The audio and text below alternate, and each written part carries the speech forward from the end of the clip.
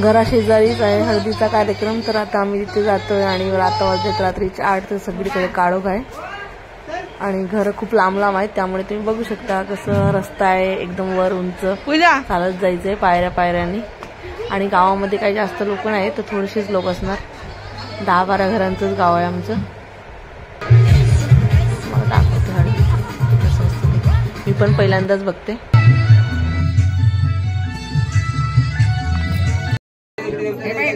तळ्याच पाणी गो हानावर माया हो, तळ्याच पाणी हो हानावर माया, आमचे प्रतीक्षा नवरीची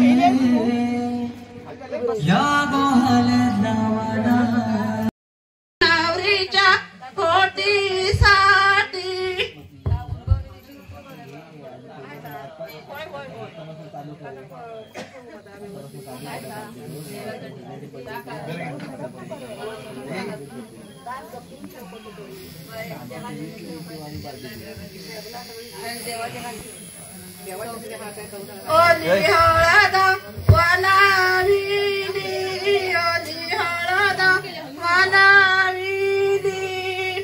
नवरीच्या काकीला बोलाविली, नवरीच्या काकीला बोलाविली, काकी हळद लावा थोडी, काकी हळद लावा थोडी.